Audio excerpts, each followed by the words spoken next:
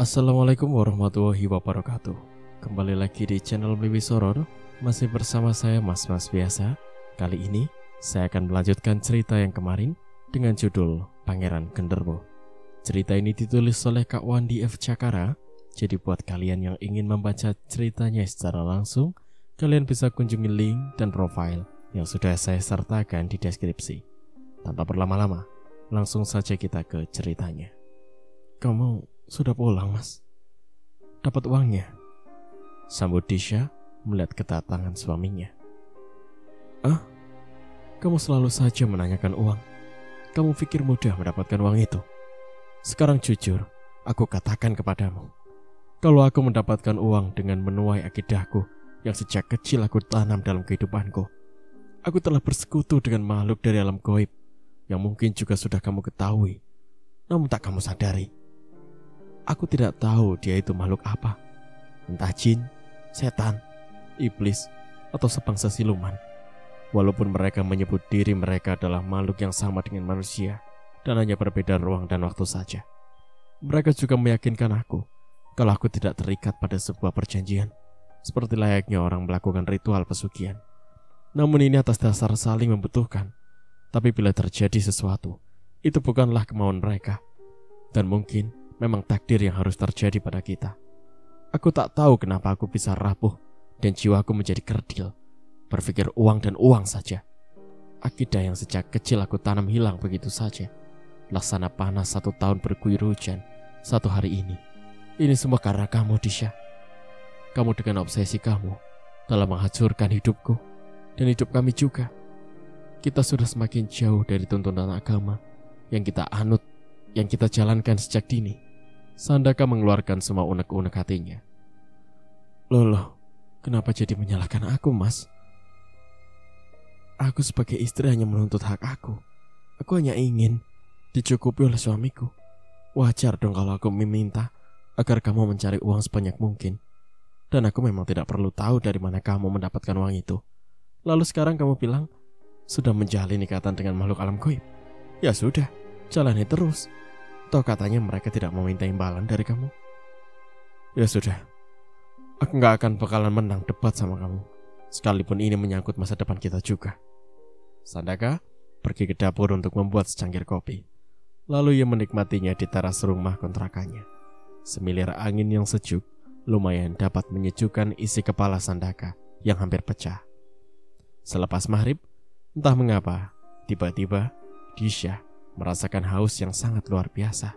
Bahkan ia sampai mengelus-elus lehernya dan menelan ludah.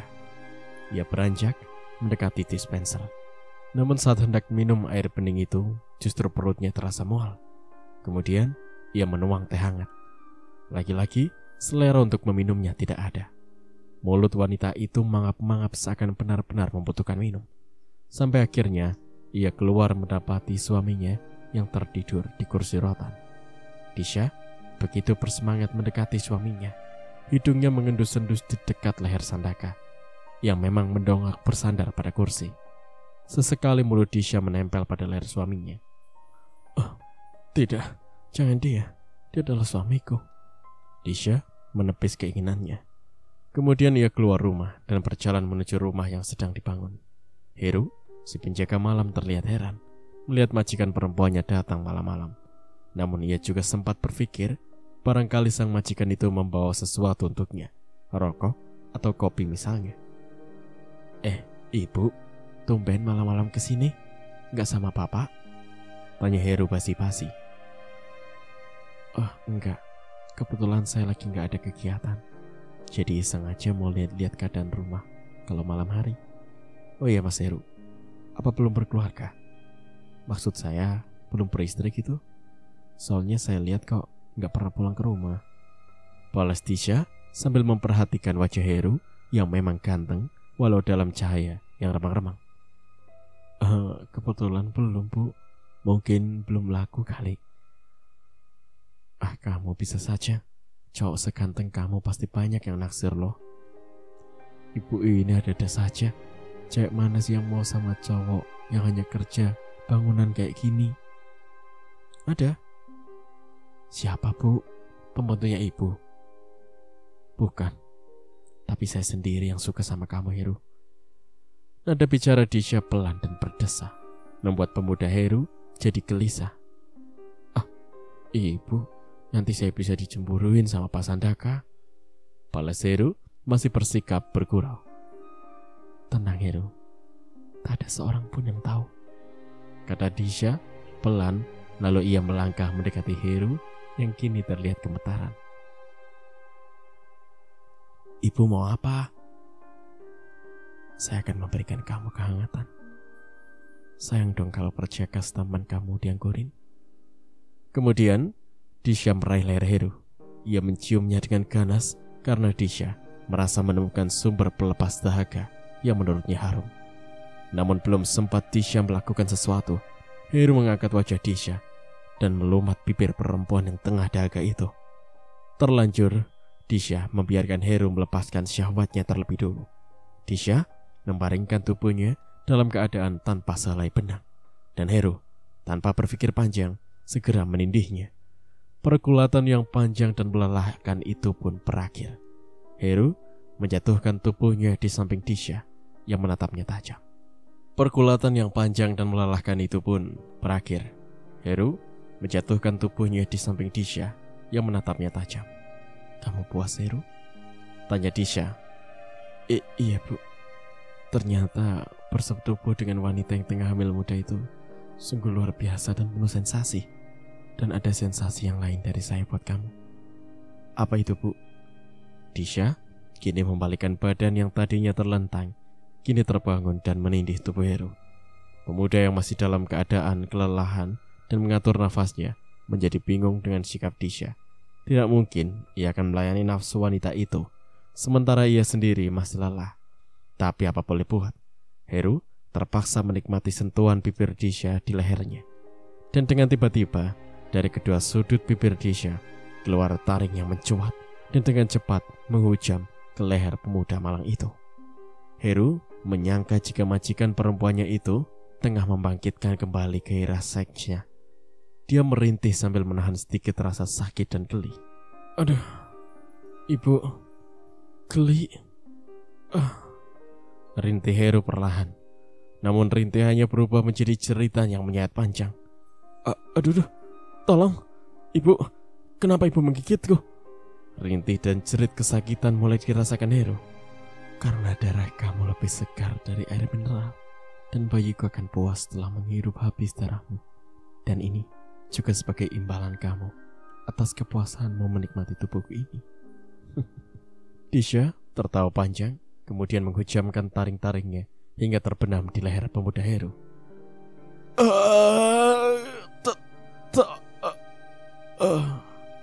Suara teriakan Heru terputus bersama urat lehernya yang putus. Disha dengan rasa dahaga yang sudah tak tertahan, ia menghirup habis cairan merah yang keluar dari batang leher Heru. Bahkan sampai ia menghisapnya sisa-sisa darah itu sampai benar-benar tuntas. Bagus istriku. Turuti kehendak anak yang ada di dalam kandunganmu. Biar ia tumbuh dan berkembang lebih cepat. Tiba-tiba, Disha mendengar satu suara yang besar dan menggema di seluruh ruangan. Disha menyelesaikan tugasnya, menghisap habis darah pemuda Heru. Kemudian matanya mencari sosok yang berbicara tadi, dan ia melihat satu sosok tinggi besar yang amat menyeramkan. Siapa kamu? Setan atau manusia? Serunya tanpa rasa takut.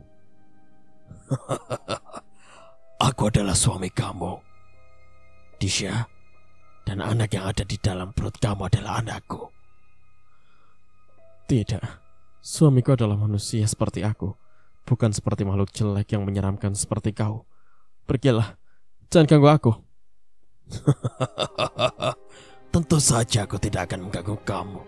Malah sebaliknya, aku akan selalu menjagamu sampai anakku terlahir ke dunia ini.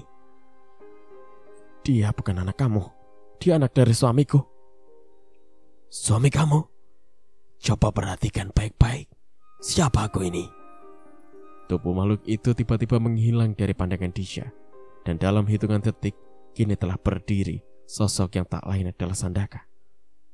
Mas, Bagaimana mungkin terjadi? Siapa sebenarnya kamu ini? Aku adalah Bedusa. Manusia menyebutku dari suku Darka. Tapi aku sendiri tidak mau ambil pusing tentang siapa dan dari mana asal-usulku.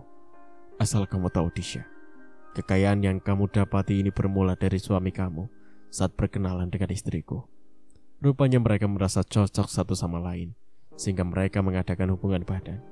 Dan setiap sehabis melakukan hubungan itulah, istriku selalu memberikan uang agar suami kamu bisa menyenangkan kamu. Lalu, kenapa kamu bisa merubah dirimu menjadi suamiku? Tanya Disha. Ini adalah nugrah. Makhluk seperti kami ini dapat merubah wujud seperti yang ia mau untuk mengecoh dan mengelabui korbannya. Dan mungkin kamu juga heran, kenapa aku membiarkan istriku selingkuh dengan suami kamu? Karena aku dan istriku sudah tidak lagi menemukan kecocokan. Istriku mandul, dan kami sepakat untuk pisah ranjang. Bahkan kami juga saling support agar kami bisa menemukan pasangan yang diinginkan. Nah, istriku merasa menemukan kebahagiaan bersama suami kamu. Kemudian, istriku merasa kasihan kepadaku. Ia kemudian menyuruhku untuk menggoda kamu. Dan inilah hasilnya. Namun sayang, meskipun anakku ada di dalam kandungan kamu, namun ia masih memiliki sebagian kebiasaan bangsa kami. Ia butuh darah segar sebagai energinya untuk tumbuh kembangnya. Bedusa menyudahi kata-katanya. Bedusa yang saat ini dalam wujud menyerupai Sandaka mendekati Disha, namun perempuan itu surut ke belakang. Jangan mendekat. Aku tak mau berhubungan dengan makhluk seperti kamu, seru Disha, namun ia terpojok. Tak ada lagi tempatnya untuk menghindar. Jangan bodoh, Disha. Kamu lihat bangkai pekerja malam yang telah kamu bunuh ini? Kamu akan berurusan dengan hukum, dan kamu akan masuk dalam penjara. Mungkin seumur hidup. Lalu apa gunanya kamu membangun rumah mewah kalau kamu sendiri tak bisa menikmatinya? Balas Bedusa sambil menunjuk jasad Heru yang masih tergeletak di atas tempat tidur kayu. Disha tertunduk, terdiam dalam kebingungan. Lalu apa yang harus aku lakukan? Kata Disha pada akhirnya. Aku ingin buat perjanjian, dan kamu harus menerimanya. Aku akan membuang mayat ini sampai tak akan ada seorang pun menemukannya, karena tubuhnya akan habis dimakan binatang buas. Dengan catatan, kamu harus tetap melayani aku sampai bayiku lahir. Dan biarkan suami kamu terus berhubungan dengan istriku. Karena istriku mandul, jadi tak mungkin bisa mengandung. Dan karena kita semua terikat dalam satu ikatan, maka segala apa yang kamu impikan akan menjadi kenyataan. Bukankah kamu hanya ingin hidup berkecukupan, bergelimang harta, dan kemewahan? Semua karena kamu nikmati istriku. Bedusa membelai rambut Disha, dan sungguh aneh, tak ada lagi penolakan dari perempuan itu. Bahkan ia membiarkan makhluk itu mencumbunya. Setelah puas, Bedusa yang berwujud Sandaka duduk terdiam. Matanya tajam melihat tubuh Heru yang sudah membeku. Disha, ini bukan salah kamu. Kematian pemuda ini karena kamu terdorong rasa haus.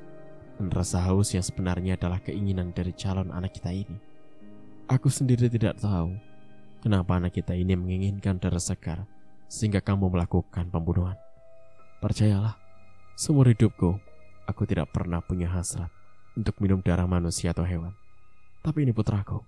Wah, ada apa sebenarnya? Bedusa meyakinkan Disha kalau perempuan itu tidak bersalah. Tolong aku, singkirkan mayat ini. Aku tak mau kalau sampai ada orang yang tahu bahwa aku telah membunuhnya, jerit Disha memohon. Baiklah, aku akan membuang mayat ini ke sebuah hutan yang banyak binatang buasnya. Nah, kamu pulang saja agar suami kamu juga tidak curiga. Baiklah. Disha mengendap-endap berjalan untuk kembali pulang ke rumahnya. Kebetulan, Sandaka malam itu sudah tertidur, sehingga ia merasa aman dari pertanyaan suaminya. Namun pada keesokan paginya, barulah suasana lain terdengar. Kelompok pekerja mencari-cari Heru, si penjaga malam yang memegangi kunci gudang, tidak ada di tempat. Pak Mandor menemui Sandaka dan bertanya kalau Heru menitipkan kunci gudang. Namun justru Sandaka merasa heran karena ia sama sekali tak tahu menahu soal kunci itu. Maka tak ada jalan lain kecuali membuka pintu gudang dengan cara paksa. Sandaka merasa aneh karena setahu ia kalau Heru tak pernah pergi tanpa permisi. Sandaka terdiam dan berpikir tentang istrinya yang semalam pergi tanpa mengatakan mau kemana. Apa mungkin semalam ia ke bangunan itu? Kalau ia ke sana, mau apa? Pertanyaan yang ia sendiri tak bisa menjawab. Sandaka mempunyai firasat buruk atas ketidakhadiran Heru, yang tanpa sebab karena makhluk itu pernah terlihat di bangunan itu. Dan mungkin saja ia dapat mempengaruhi istrinya agar mendatangi bangunan untuk bisa mengencaninya. Sebab di rumah kontrakannya ada dirinya. Tapi ada kaitan apa dengan Heru? Setelah 3 hari Heru tak juga hadir, maka Sandaka memutuskan untuk menemui di rumahnya. Barangkali saja pemuda itu sakit sehingga pulang tanpa pamit. Namun setelah mendapat penjelasan dari ibunya Heru kalau anaknya baru pulang 1 kali, itu pun sebulan yang lalu, Sandaka semakin curiga. Apa mungkin makhluk itu merasa terganggu saat menggauli Disha, lalu ia melenyapkan Heru? Tapi dengan cara apa ia melakukan itu? Membunuhnya atau membuang jauh-jauh?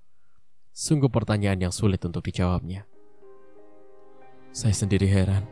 Biasanya Heru selalu pamit jika ia ingin pergi atau pulang ke rumah. Tapi sudah 3 hari ini tak ada kabarnya, kata Sandaka.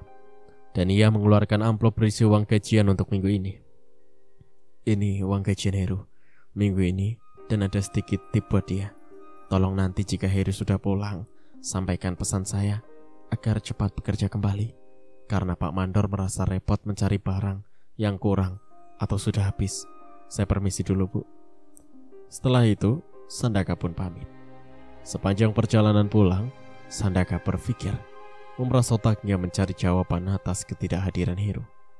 Sesekali, dia duduk termenung di atas tempat tidur Heru. Ia berharap dapat satu petunjuk, walaupun itu hanya secuil saja. Namun lagi-lagi pikirannya hanya tertuju pada berdosa. Tapi makhluk itu bukan bangsa pemangsa daging dan peminum darah. Jadi tidak mungkin yang membunuhnya. Membunuh, itu berarti harus darah. Berpikir sampai di situ, Sandaka mulai mencari inci demi inci lantai bangunan. Barangkali saja ia dapat petunjuk walau hanya bekas tetesan darah yang telah mengering. Namun petunjuk yang ia harapkan tidak ada. Sandaka merasa tak enak hati jika harus menyudutkan istrinya. Namun ia harus bertanya juga, sebab barangkali ada kaitannya dengan hilangnya Heru. Disha, aku mau tanya sama kamu. Aku harap kamu menjawabnya dengan jujur, kata Sandaka pelan. Soal apa, Mas? Jawab istrinya. Heru. Maksud kamu, Mas? Waktu malam itu aku terbangun dan aku mencari kamu, tapi tidak ada. Sekarang jelaskan, kamu pergi kemana? Apa kamu pergi ke rumah kita yang sedang dibangun? Disha menatap wajah suaminya. Bibirnya bergetar dan pandangannya penuh selidik. Kamu mencurigai aku, Mas? Akhirnya Disha bertanya. Mencurigai kamu dari apa? Sandaka balik tanya. Membunuh Heru? Membunuh? Aneh kamu ini. Bagaimana mungkin kamu bisa menyimpulkan kalau Heru dibunuh? Disha terdiam. Ia menarik nafas dalam-dalam, kemudian menghembuskannya dengan keras. Aku belum bisa menceritakannya, Mas. Kenapa? Sulit untuk aku pahami. Beri aku waktu agar aku bisa berpikir jernih. Jangan paksa aku. Baiklah. Sandaka pun mengalah. Ia kembali merenung di kamar bekas Heru. Masih penasaran dengan hilangnya pemuda itu. Seorang pekerja mengetuk pintu kamar di mana Sandaka berada di dalamnya. Maaf, Pak, di luar ada teman yang mencari Bapak, kata pekerja tadi. Siapa? Nggak tahu, Pak. Saya nggak nanya. Oh ya sudah. Kemudian Sandaka pun keluar menemui orang yang dimaksud, yang ternyata Pardede. Ternyata kamu. Yuk, kita ngobrol di tempat kemarin saja. Tapi jangan lupa beli kopi dulu, biar lebih gimana gitu. sambut Sandaka. Sip, ayo kita ke warung dulu. Dan mereka pun berjalan menuju warung untuk membeli 2 gelas kopi yang dimasukkan dalam kantong plastik, serta beberapa camilan. Setelah itu mereka bergegas menuju ladang jagung. Sesuai janji kamu untuk mempertemukan aku dengan Suki itu di sini. Oke, sabarlah. Sekarang nikmati kopi ini dan gorengan pisangnya mumpung masih panas. Mereka berdua menikmati kopi dan cemilan serta asap rokok, hingga tanpa sadar kalau di belakang mereka telah berdiri 2 sosok wanita. Yang satu seorang nenek tua bungkuk dan satunya lagi wanita bertubuh tambun. Kiranya suamiku sudah menungguku. Apa kabar, Sandaka? Nenek bungkuk yang tak lain adalah Luna itu segera mengambil lengan wanita di sebelahnya. Baik, Nek. Oi, Nek. Ini temanku ingin berkenalan denganmu. Balas Sandaka. Nek. Aku bukan nenekmu, tahu? Aku sudah tahu maksud kalian datang menemuiku. Dan sebenarnya kemarin juga aku melihat kamu, Sandaka. Tapi aku bingung mencarikan jodoh untuk temanmu itu. Bagaimana kamu bisa tahu? Apa sih tak bisa aku ketahui tentang manusia? Kalian pasti tengah berusaha untuk mencari harta, bukan? Benar. Nama temanku ini Pardede. Ia hidup dalam serba kekurangan seperti aku, dan ia ingin bisa mendapatkan kekayaan juga seperti aku. Apakah kamu bisa, Luna? Apakah kamu bisa ngatiem? Pertanyaan Sandaka diulang dan dilempar pada wanita di sebelahnya. Sangat bisa, kakakku. Tapi maukah orang itu menjadi suamiku? Tanya Ngatiem sambil menunjuk kepada Pardede. Nah, kamu dengar sendiri, Pardede. Maukah kamu menjadi suami dia? Kata Luna, tajam menatap bola mata Pardede. Untuk beberapa saat Pardede memandangi wanita bertubuh tambun itu tanpa kedip. Ia berpikir bagaimana mungkin bisa bercinta dengan makhluk sebesar itu. Apa kamu bisa? Ingati, tujuan kamu hanya harta, bukan? Sandaka ikut membantu merayu sahabatnya. Iya, saya setuju, ucap Pardede pada akhirnya. Setelah itu mereka pun dibawa ke rumah Luna. Di sana mereka bercakap-cakap tentang apa yang harus Pardede lakukan. Nah, nanti kamu ikut ke rumah Ngatiem. Berikan dia kepuasan. Dan ingat, kalau kamu adalah laki-laki dari bangsa manusia yang paling beruntung. Sebab Ngatiem itu masih perawan ting-ting. Kalau kamu bisa membahagiakannya, secara pasti orang tua Ngatiem akan memberikan harta yang jauh lebih banyak dibandingkan harta Sandaka yang ia dapatkan dariku. Saya akan berusaha membahagiakannya, Nek. Balas Pardede. Apa kamu panggil aku nenek? Kata Luna pura-pura sewot. Kemudian ia membalikkan tubuhnya, dan dalam sekejap saja Luna sudah menjelma menjadi gadis belia yang membuat Pardede berdecak mengagumi kecantikannya. Iya, maaf Luna. Nah, Ngatiem, sekarang ajak suami kamu ke rumah. Bercintalah sepuas mungkin. Aku juga sudah tak sabar ingin bercinta dengan suamiku yang tampan ini. Setelah berkata demikian, Luna membawa Sandaka ke rumahnya. Begitupun dengan Ngatiem yang mengajak Pardede untuk segera sampai ke rumahnya. Ia sudah tak sabar ingin merasakan sentuhan laki-laki. Dan malam ini, ia akan mempersembahkan keperawanannya. Oh, enak kali ya. Begitu kata hati Ngatiem. Ngatiem boleh berhayal begitu. Tapi tidak demikian halnya dengan Pardede. Ia berharap kalau Ngatiem pun bisa merubah wujudnya seperti yang dilakukan oleh nenek Luna. Toh mana mungkin ia bercinta dengan wanita tambun seperti Ngatiem, yang memiliki tubuh super jumbo. Ukuran bokongnya saja hampir 2 kali ukuran bokong istrinya. Belum lagi warna kulit Ngatiem berwarna gelap dan agak kasar. Sepanjang perjalanan menuju rumah wanita yang katanya masih perawan itu, Pardede selalu berdoa semoga ada keajaiban yang bisa merubah wujud wanita itu. Hingga akhirnya mereka sampai di sebuah rumah yang cukup besar, dan Pardede pun disambut oleh kedua orang tua Ngatiem dengan tersenyum bahagia. Oh, akhirnya ada juga pria yang menjadi jodoh anak kita, Bu nih, kata ayah dari Ngatiem. Iya Pak nih, semoga mereka bahagia menikmati malam pertama ini. balas istrinya. Kedua orang tua Ngatiem menjamu Pardede dengan menu spesial. Dari daging sampai minuman pun tersedia. Juga segala jenis buah tertata rapi di atas meja panjang yang beralaskan kain sutra. Bak menyambut seorang pangeran dari negeri dongeng. Nah Belina, setelah ini ajaklah suami kamu ini jalan-jalan dulu di sekitar halaman rumah kita ini. Maksudnya agar kalian bisa mengenal satu sama lain, ujar ayah Ngatiem. Baiklah ayah, balas Ngatiem. Dan mereka pun menikmati pemandangan taman yang penuh dengan aneka bunga. Maaf, tadi ayah kamu menyebut nama kamu dengan sebutan Belina. Tetapi kenapa nenek Luna memanggil kamu Ngatiem? Jadi aku harus memanggil kamu apa? Tanya Pardede agak kikuk berdua-duaan dengan Ngatiem. Ngatiem memang nama panggilan kesayangan dari nenek Luna. Ia memang nenek aku, ibu dari ibuku. Sedangkan nama Belina memang nama asli pemberian dari ayahku. Tapi aku lebih suka dipanggil Ngatiem, sebab itu memang nama manja buat aku. Dan kamu juga panggil Ngatiem saja, biar aku bisa bermanja-manja sama kamu. Iya, baiklah. Apakah kamu ingin kaya, Mas? Tanya Ngatiem tiba-tiba. Iya, aku ingin seperti temanku Sandaka. Ia tiba-tiba menjadi kaya setelah berkenalan dengan Luna. Mungkin mereka memang berjodoh, dan kita pun, jika berjodoh, kamu pasti akan lebih kaya dari Sandaka.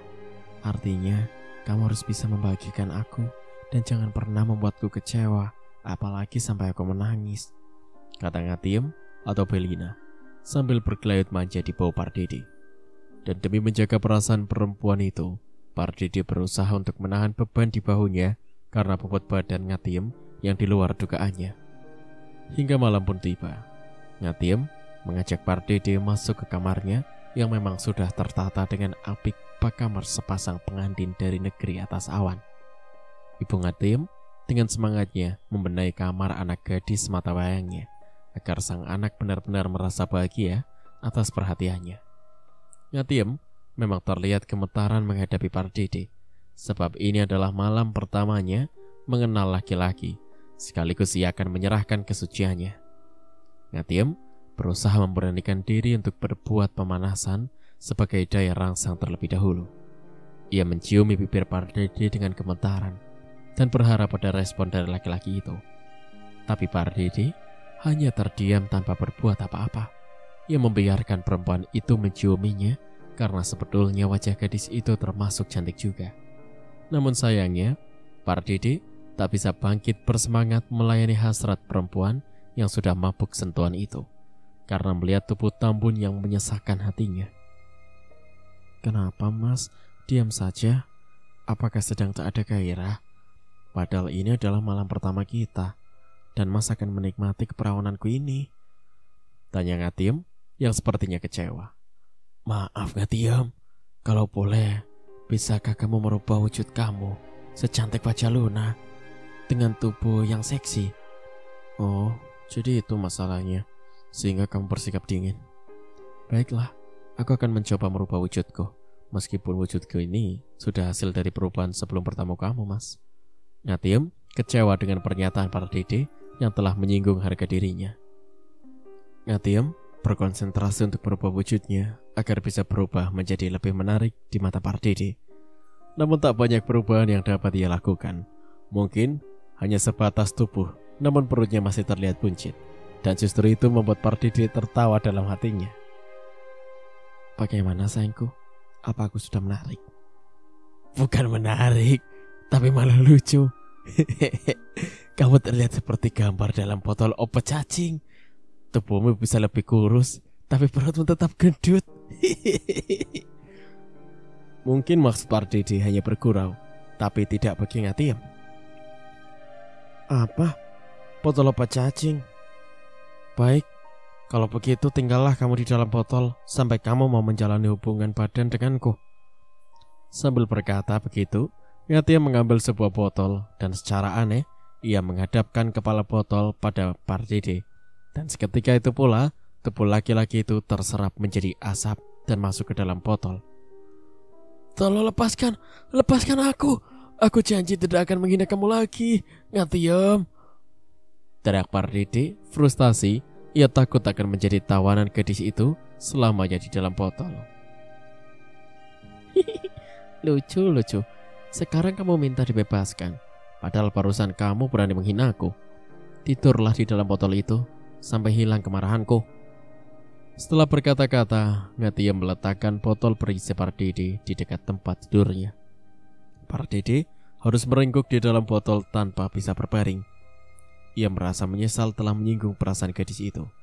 Ngatiem memang anak yang manja.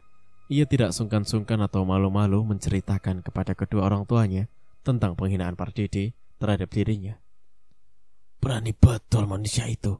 Ia ingin kaya tapi berani menghina anakku. Biar nanti ayah yang urus manusia tak tahu diri itu, kata ayah Ngatiem dengan geram. Tapi ayah jangan menyakitinya. Nanti dia kabur. Aku bagaimana? Rengek Ngatiem. Tenang saja. Ayah tahu cara yang paling ampuh agar ia menyerah. Kamu tenang saja. Ayah jamin besok malam kamu sudah bisa menikmati bulan madumu. Rupanya anakku sudah tidak sabar ingin menikmati itu, balas sang ayah, kemudian mendekati botol di mana Pardede ada di dalamnya. Hei manusia, beraninya kamu menghina dan menyakiti hati anakku. Kau bilang ingin cepat kaya, tapi kau telah melanggar janjimu. Maka kau harus menerima hukuman sampai kamu mau menerima anakku dengan setulus hatimu, kata ayah Ngatiem dengan bengis. Kemudian ia mengambil gelas yang sudah berisi air berwarna merah. Lalu ia mulai menuangkan cairan itu ke dalam botol berisi Pardede. Hanya sebatas paha Pardede, air itu terisi. Namun begitu Pardede sudah merasa kedinginan dan perasaan ketakutan yang amat sangat, kini benar-benar menyelimuti jiwanya. Nah, untuk sementara air itu hanya sebatas paha kamu. Tapi jika kamu masih bersikeras untuk menolak putriku, aku tidak ada toleransi untuk mengisi botol ini sampai penuh. Ngerti? Kata ayah Ngatiem mengancam. Ampun Tuhan, saya menyesal telah menghina putri Tuhan. Aku mohon lepaskan aku. Aku tidak mau mati seperti ini, jerit Pardede sambil menangis memohon. Kita lihat saja sampai besok. Ayah Ngatiem meninggalkan Pardede yang mulai kedinginan. Setelah melakukan hubungan seperti malam-malam yang lalu bersama Luna, Sandaka pun pulang ke rumah dengan membawa setumpuk uang. Saat itu, Fajar baru saja menyingsing. Belum sempat ia melangkah kakinya mendekati rumah kontrakannya, tiba-tiba ia melihat sosok laki-laki yang baru keluar dari dalam rumah itu. Dan yang membuat Sandaka heran, sosok itu persis sama dengan dirinya. Bahkan pakaian yang dikenakannya pun sama. Dengan geram Sandaka menghadang sosok yang menyerupai dirinya. Berhenti! Tunjukkan siapa dirimu. Kau pasti makhluk terkutuk yang telah menyamar menjadi diriku demi bisa menjumbu dan bercinta dengan istriku. Ayo, tunjukkan wujud asli dirimu, agar aku bisa berteriak memanggil warga untuk membunuhmu. Teriak Sandaka menghadang makhluk yang sama persis dengan dirinya. Aku adalah Sandaka, suami dari Disha. Kenapa kamu menghadang aku? Memangnya kamu ini siapa? Hah? Balas makhluk itu. Dasar makhluk jorok dan hina. Kamu telah mengelabui istriku dengan menjelma seperti aku. Pantas saja selama ini istriku selalu mengira kalau aku yang telah tidur bersamanya. Mendengar ribut-ribut di luar, Disha yang memang belum tidur segera keluar untuk melihatnya. Dan betapa ia terkejut demi melihat ada dua suaminya yang kini tengah bertengkar. Siapa kamu? Kenapa kamu mirip dengan suamiku? Jangan-jangan kamu ini setan ya? Kata Disha sambil menunjuk Sandaka. Disha, ini aku suami kamu. Dia adalah iblis yang menjelma seperti diriku, seru Sandaka menyadarkan istrinya. Bohong, dialah setan itu. Dia ingin menikmati tubuh mulusmu Disha dengan menyamar seperti diriku, bantah makhluk itu lagi. Ini sungguh gila. Berarti aku tidur setiap malam bersama iblis yang telah membuatku hamil. Begini saja Disha, untuk membuktikan siapa di antara kami berdua yang menjadi suami kamu, kamu bisa lihat sampai matahari terbit. Siapa yang akan menyingkir ketika sinar matahari mulai menyinari mata kami?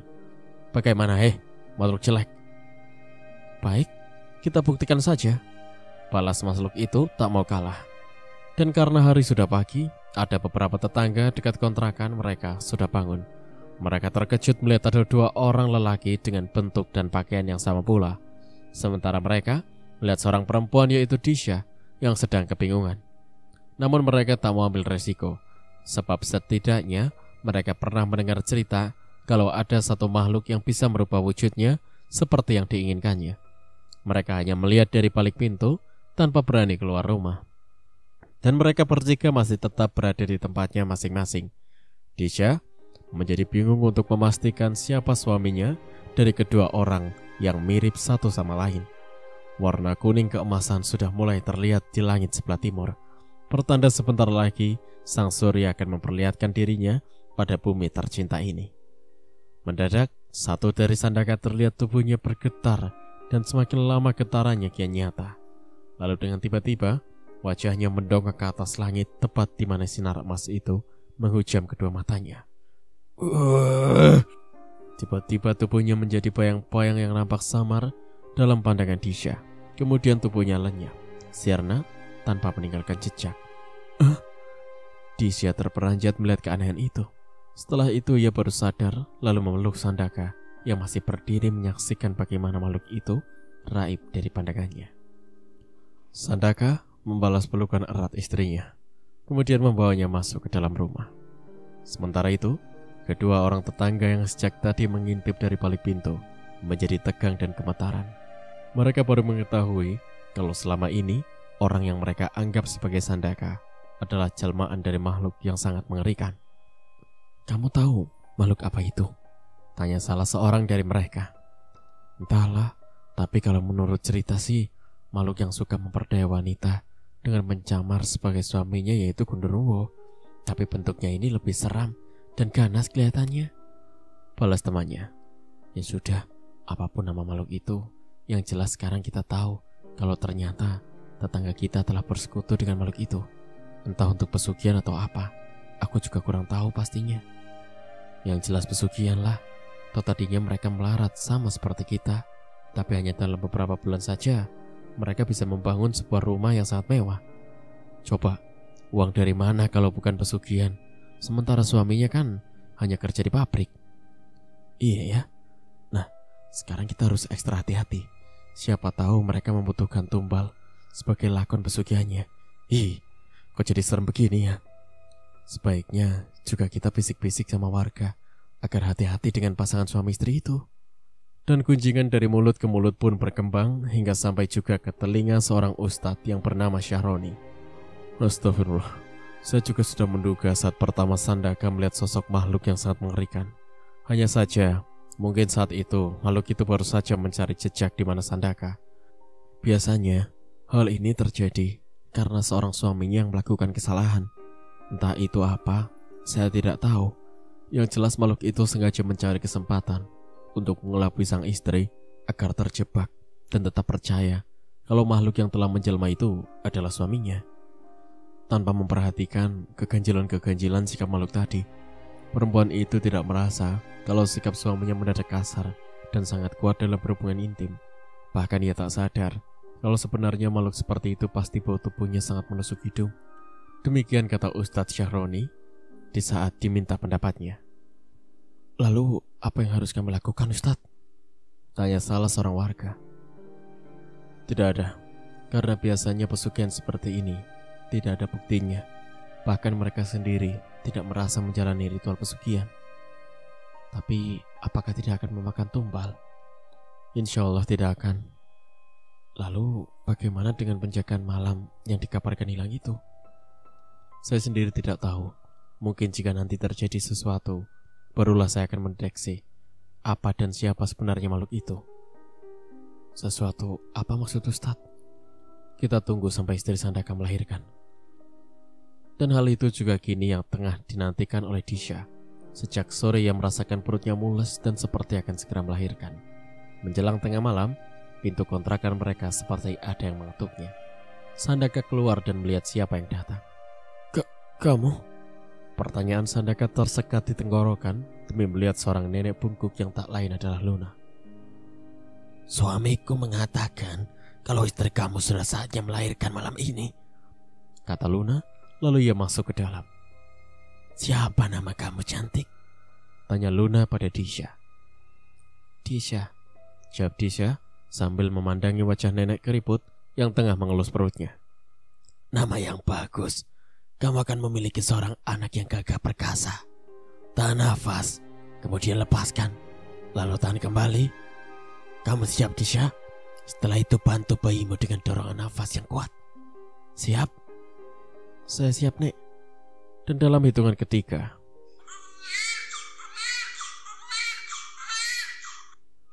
terdengar suara tangisan bayi yang memecah kesunyian malam. Bayi merah itu mengeluarkan tangisan yang sangat keras, tidak seperti kebanyakan bayi pada umumnya. Cup. Dengan riang gembira nenek Luna menimang bayi merah itu. Benarkah ini putra dari suami kamu, Luna? Tanya Sandaka berbisik. Iya, Pedusa sendiri yang mengatakannya kepadaku. Dan ia juga bilang kalau kamu sudah tahu penyamarannya. Iya, tapi apakah bayi ini tidak berbahaya bagi kehidupan kami kelak? Aku sendiri belum bisa memastikannya, sebab suamiku dulunya pernah hidup bersama para siluman, pemangsa daging dan haus darah. Meskipun Pedusa tidak terpengaruh dengan itu, tapi aku juga tahu kecemasan kamu. Sebab Pedusa juga mengatakan kalau bayi ini telah membunuh seseorang melalui istri kamu. Sandaka terkejut mendengar kata-kata dari Luna. Kalau begitu, dia pasti akan mendatangkan bencana di kemudian hari. Tapi untuk membuangnya aku tak tega. Aku takut istriku akan syok bila tahu kalau bayi ini adalah bayi pembunuh. Sebaiknya biarkan dia tumbuh dulu. Bila itu terjadi, aku akan mengambilnya dan memeliharanya bersama Pedusa, karena ia adalah ayah dari bayi ini. Sandaka memandangi Disha, yang terlihat lemah karena telah mengeluarkan makhluk yang berukuran tidak normal dari rahimnya. Malam pun mulai merambat menuju pagi. Luna pamit untuk kembali ke tempatnya. Namun ia tak lupa memberikan sedikit uang sebagai ucapannya kegembiraan menyambut bayi yang memang darah daging Pedusa, suaminya sendiri. Ada sedikit penyesalan dalam dirinya, mengapa ia dan Pedusa sampai berpisah. Ini salahnya karena ia merasa gagal menjadi seorang wanita. Ya, Luna merasa malu atas kemandulannya. Dengan berat hati dan enggan melihat bayi merah yang bukan darah dagingnya, Sandaka terpaksa menerima kehadiran makhluk kecil yang memang tidak berdosa. Pertumbuhan bayi yang kini diberi nama Marabunta itu kini semakin pesat. Dalam beberapa hari saja ia sudah meminta makan. Dengan sabar, Disha merawatnya penuh kasih sayang, menyusui dan menyuapinya. Terkadang Disha harus menahan sakit yang luar biasa saat menyusui Marabunta, karena bayi itu mengenyot begitu dalam dan lama, seolah menguras air susunya. Yang paling membuatnya tak mengerti ketika bayi itu meminta untuk makan. Disha seperti kebanyakan ibu-ibu yang menyuapinya dengan bubur aneka rasa. Namun semua ditolak oleh sang bayi. Dan ketika Disha memberikan bubur rasa daging atau kaldu, terlihat bayi itu menikmatinya dengan lahap. Pada suatu ketika, Disha menaruh daging sapi di dalam kulkas. Entah mengapa tiba-tiba bayi itu seakan merengek untuk mendekati kulkas sambil tangannya terus menunjuk ke arah kulkas. Disha membuka kulkas. Marabunta kelihatan kegirangan. Ia meminta untuk mendekat, dan naluri Disha mengatakan kalau bayi itu menunjuk daging. Disha merasa heran, kenapa anak yang masih orok itu ingin memegang daging, padahal seharusnya ia melarangnya. Tapi seperti ada kekuatan lain yang membuat Disha memberikan daging itu. Perempuan itu tersentak, terkejut kaget bukan kepalang mendengar bayinya tertawa lepas, dan lebih tak percaya lagi ketika bayi itu mulai memasukkan daging yang telah dipotong kecil seukuran genggaman tangan. Shh, jangan nak, kamu masih kecil, lagi pula ini masih mentah. Disha berusaha mencegah tangan bayinya agar tidak memasukkan daging sapi ke mulutnya. Bayi itu menatap tajam pada Disha, membuat perempuan itu bergidik sebab tatapan bayi itu tidak wajar. Disha seakan melihat warna merah pada bola mata Marabunta. Disha tak dapat berbuat banyak. Ia tidak tahu harus berbuat apa. Maka ia membiarkan bayinya menyantap daging itu hingga habis. Jiwa Disha mulai dipenuhi kekhawatiran. Ia khawatir jika kebiasaannya akan terus terbawa hingga dewasa nanti. Lalu ingatan Disha kembali pada saat ia datang ke bangunan dan membunuh Heru. Itu karena ia terdorong rasa haus yang teramat sangat. Ia bukan haus untuk sekedar minum air atau minum yang wajar, tetapi langkahnya menuju bangunan itu untuk menyedot habis darah Heru. Disha menyembunyikan apa yang telah terjadi. Ia tak mau kalau Sandaka sampai tahu bahwa anaknya adalah pemakan daging mentah. Jika Sandaka sampai tahu, ia pasti marah dan mungkin akan membuang bayi tersebut. Di lain waktu, pembangunan rumah mereka selesai secara keseluruhan. Mereka pun mulai menempati rumah baru mereka. Disha memang ingin membanggakan rumah barunya kepada siapa saja, terutama tetangga depan rumahnya yang membuatnya iri, sehingga ia bisa merubah seperti ini. Namun apa yang diterima oleh Disha atas sikap tetangganya sungguh di luar dugaan. Mereka malah mencibir tentang bayi yang kini ikut menghuni rumah barunya. Mereka tak percaya dengan kehamilan Disha yang begitu cepat. Mereka juga tak percaya dengan pertumbuhan bayinya yang demikian cepat. Sebab menurut mereka, kehamilan Disha memang tidak wajar. Belum juga genap 4 bulan sudah melahirkan. Dan pertumbuhan bayi itu juga sama. Mereka ragu kalau bayi itu adalah anak manusia. Sebab bayi yang baru beberapa hari itu terlihat sudah belajar untuk duduk sendiri. Ini sungguh pemandangan yang di luar akal sehat manusia. Apalagi apabila mereka ingat desas-desus kalau waktu itu ada makhluk yang menyerupai Sandaka keluar dari rumah Disha hingga terjadi perdebatan. Dan fakta telah membuktikan bahwa yang baru saja keluar dari rumah Disha itu adalah jelmaan makhluk tinggi besar yang teramat menyeramkan. Mereka menduga kalau makhluk itu adalah Gundurwo, dan lebih celakanya lagi, mereka menjuluki bayi Disha dengan sebutan Pangeran Gundurwo. Disha benar-benar terpukul dalam menerima cibiran dan tudingan tak langsung itu. Ia jarang keluar rumah jika memang tidak terlalu penting. Disha lebih mengutamakan menjaga anaknya agar cepat tumbuh selayaknya bayi-bayi yang normal pada umumnya. Kebahagiaan Disha belumlah lengkap. Apa yang ia inginkan mungkin sebagian sudah terpenuhi. Ya, sebuah rumah mewah berlantai 2 kini sudah berdiri dengan megah, mengalahkan rumah tetangga di depan rumahnya. Tapi masih banyak yang kurang. Perabotan rumah tangganya yang ada sudah terlihat usang dan kuno, ketinggalan zaman. Ia ingin menggantikan semua isi rumah yang ada dengan yang baru. Berkali-kali ia melihat tumpukan uang yang kini hanya tersisa beberapa tumpuk saja. Rasanya uang ini tidak akan cukup untuk membeli barang-barang baru yang harganya mahal.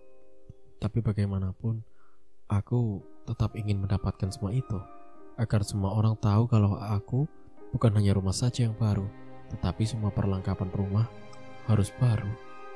Disha membatin. Mama, kenapa mama bersedih? Disha terkejut mendengar suara kecil dari mulut bayinya. Ia hampir saja melemparkan bayinya saking kagetnya mendengar bayinya sudah dapat berbicara. Kamu yang bicara, anakku? Tanya Disha, heran sambil memperhatikan mulut bayinya yang seakan terkunci. Iya, aku yang bicara, Ma. Mama tak usah heran, bukankah papaku adalah berdosa? Disha mengangguk membenarkan pertanyaan sang bayi yang masih polos itu. Ma, jika mama menginginkan sesuatu, panggil saja papaku. Dia akan datang membantu kita, Ma. Benarkah? Bayi itu terdiam. Matanya mulai kuyuh seperti terserang rasa kantuk. Dan dalam sekejap saja, ia sudah tertidur. Disha benar-benar bingung jika memang harus menuruti kata anaknya. Yang harus memanggil berdosa, berarti ia harus siap melakukan hubungan intim kembali dengan makhluk itu. Disha bergidik ngeri bila membayangkan wujud asli makhluk yang bernama berdosa itu. Lalu, itu berarti ia bisa menyuruh Sandaka pergi dengan alasan apapun agar mereka bisa menjalani hubungan terlarang tanpa ada gangguan. Kalau soal itu sih gampang, aku suruh saja Sandaka untuk mencari uang agar ia pulang pagi dan membawa uang banyak. Dan Disha mulai merancang rencana pertemuannya dengan berdosa tanpa gangguan dari Sandaka. Mas, sekarang kita sudah memiliki rumah yang layak, bahkan lebih bagus dari rumah tetangga kita. Tapi kita belum punya perlengkapan rumah tangga. Disha membuka percakapannya. Rasanya peralatan rumah tangga kita masih banyak kok. Kita beli apa yang kurang saja. Tapi Mas, gak bagus dong kalau rumah semewah ini tapi perabotannya kelihatan jelek dan kuno, Mas. Lalu, Maksud kamu bagaimana? Kita harus mengganti semuanya dengan yang baru. Disha, untuk apa? Toh semua fungsinya kan sama. Kursi untuk duduk, tempat tidur untuk tidur. Tidak begitu juga lemari. Dan segala semua sama saja. Jadi buat apa kita membeli yang baru? Itu kan pemborosan. Bukan pemborosan, Mas. Tapi keselarasan interior. Biar kelihatan pantas dan enak dilihat. Ya kalau itu kemauan kamu terserah. Lalu mau dikemanakan yang ada ini? Kita kasih ke tetangga juga mereka pasti mau. Tapi masalahnya persediaan uang kita makin menipis. Dan yang bisa mengatasi ini ya cuma kamu, Mas. Maksud kamu? Kamu harus cari uang lagi, Mas. Kok aku? Bukankah kamu juga bisa meminta pada makhluk itu? Aku yakin kalau dia memberinya demi anaknya. Sudah. Aku tak ingin bertengkar, Mas. Lagi pula, apa kamu tega aku dijamah makhluk itu lagi? Nada Disha agak meninggi, membuat Sandaka hampir terhenyak dari duduknya. Ya sudah, aku akan pergi. Dan jika memang kamu masih punya niatan untuk tidur bersama berdosa, itu demi mendapatkan harta yang banyak, itu terserah kamu. Karena memang di antara kita sudah tak ada rahasia lagi. Dan kamu juga tahu apa yang aku lakukan. Mengencani nenek bungkuk itu kan? Tepat. Tapi semua aku lakukan karena kamu yang punya sifat iri melihat tetangga kita, bukan? Terserah kamu bilang apa. Aku hanya tahu kamu pulang membawa hasil itu saja. Pertengkaran kecil itu pun berakhir setelah terdengar tangisan bayi dari dalam kamar. Sekarang Sandaka sudah tak lagi ragu untuk menemui Luna. Karena memang tak ada lagi yang dirahasiakannya. Sandaka melangkah menelusuri jalan sempit dan penuh daun-daun jagung yang kering. Ketika sampai di sebuah titik di mana ia sering mendengar dari dalam tanah suara-suara orang yang sedang bercakap. Sandaka menempelkan telinganya pada tanah dan memastikan ia mendengarnya lagi. Tak ada suara apapun. Maka Sandaka menepuk-nepuk tanah hingga beberapa kali. Namun tetap saja hanya suasana yang hening yang ia dapati. Hari sudah semakin sore. Sandaka hampir frustasi karena tak bisa menemukan Luna. Dan itu berarti ia tak bisa membawa uang saat pulang nanti. Ia membayangkan istrinya akan cemberut menyebutnya dengan muka ditekuk. Luna, Luna.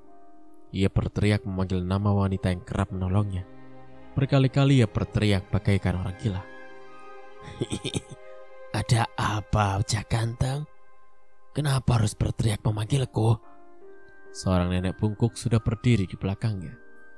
Sandaka yang sudah hafal dengan suara khas Luna segera melihat ke belakang. Aku tidak jauh cara untuk memanggilmu, makanya aku sampai teriak. Lantas kenapa kamu mencari aku? Kamu butuh uang lagi? Benar, istriku ingin semua perabotan rumah tangga kami diganti dengan yang baru. Padahal yang kami punya masih dalam keadaan baik. Tapi ia tetap meminta yang baru. Itulah sifat manusia. Serakah, tamak dan rakus. Sulit untuk menerima kenyataan. Berbeda dengan bangsa kami. Bangsa kami tidak membutuhkan yang bersifat duniawi. Harta sama sekali tak terlintas dalam pikiran kami. Kami hanya ingin hidup rukun, sama rata. Mungkin hanya satu dari kami yang punya sifat seperti manusia. Senang dengan kekuasaan dan mengangkangi kehidupan kami. Dia adalah pemimpin dari kami yang bisa juga disebut raja. Apakah bangsa suku Darga juga mempunyai raja atau pemimpin? Tentu saja. Setiap kehidupan pasti ada satu pemimpin. Agar semua berjalan, tidak semaunya saja. Luna, selain aku butuh uang, aku juga ingin tahu kabar sahabatku yang tempo hari bersama Ngatiem. Apakah mereka baik-baik saja? Sandaka mengalihkan pembicaraan. Oh iya, aku hampir lupa. Aku juga tidak tahu tentang mereka. Sebaiknya kita ke rumah Ngatiem saja, biar lebih jelas. Malam mulai merangkak, meninggalkan senja yang masih menyisakan semburat warna lembayung. Luna mengetuk rumah besar berdinding hijau lumut. Kebetulan yang keluar ternyata Ngatiem. Mereka pun langsung berpelukan dengan erat. Pipi, ada apa Pipi kemari? Bukankah orang ini temannya Pardede? Justru itulah aku kesini. Sandaka ingin tahu kabar tentang Pardede. Lelaki itu menyinggung perasaanku. Ia tak mau bercinta denganku karena aku tak dapat merubah wujudku secantik dan sanggun pipi. Jadi sekarang ia sedang kami hukum. Iyalah, apa kamu tidak kasihan, Ngatiam? Jelas kasihan, Bi. Tapi biar saja agar ia merasakan sakitnya perasaanku ini. Boleh kami melihatnya? Tentu, biar nanti aku membawanya ke sini. Oh iya, kalian mau minum apa? Apa saja? Kemudian Ngatiam masuk dan tak lama kembali dengan bagi yang berisi gelas minuman dan sebuah botol. Alangkah terkejutnya Sandaka demi melihat botol yang ia kira botol sirup, tapi ternyata berisi temannya sendiri. Tapi Luna malah tertawa terkekeh melihat Pardede yang menggigil kedinginan karena harus terendam air sebatas pinggang. Makanya jadi manusia itu jangan serakah. Bilangnya ingin kaya, tapi menolak dengan si pemberi kekayaan itu sendiri. Gimana rasanya berendam di dalam botol? Enak. Luna malah meledek Pardede yang berteriak minta tolong. Dede, sebaiknya kamu bisa menerima Ngatiam sebelum kami mendapatkan hukuman yang lebih berat lagi. Sandaka pun ikutan menakut-nakuti. Tolong bebaskan aku. Aku tak mau mati beku di dalam botol ini. Aku akan menerima Ngatiam dan menggaulinya secara baik. Nenek, tolong bantu aku. Rengek Pardede hampir putus asa.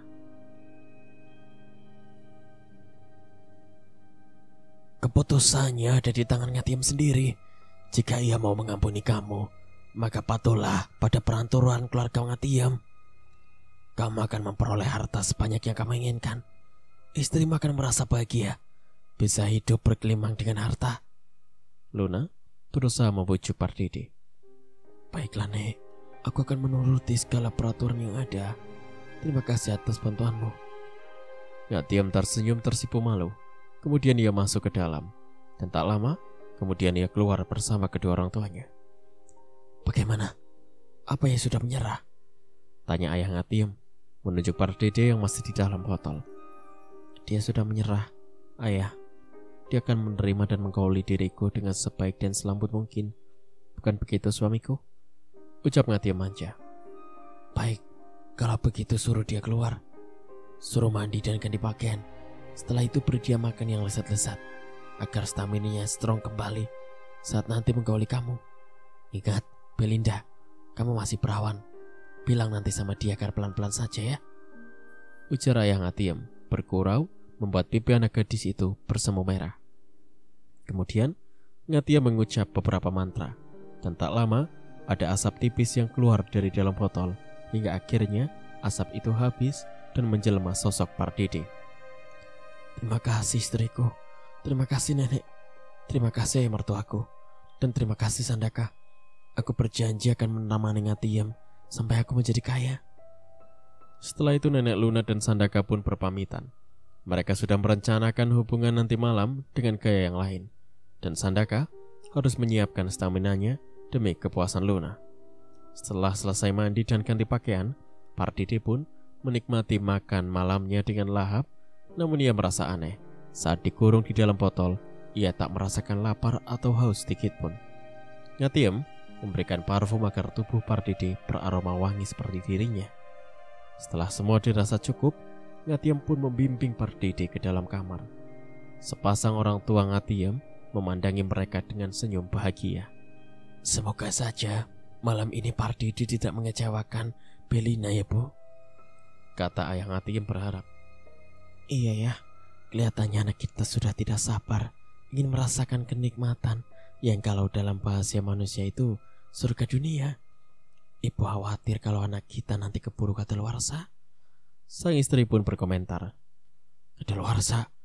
Apa kamu pikir kalau Belina itu barang produk apa? Balas suaminya sambil tertawa bahagia. Di dalam kamar, Pardede mulai memberanikan dirinya untuk menjumbu Ngatiam lebih dulu. Ia berusaha menekan rasa kurang sukanya terhadap tubuh gemprot Ngatiam. Dan pelayan Pardede disambut hangat oleh Ngatiam, yang memang sudah tak sabar menunggu lahar panas dari lelaki yang sudah ia anggap sebagai suaminya. Cerita pun bersambung. Nantikan kelanjutan ceritanya di part berikutnya. Terima kasih. Wassalamualaikum warahmatullahi wabarakatuh.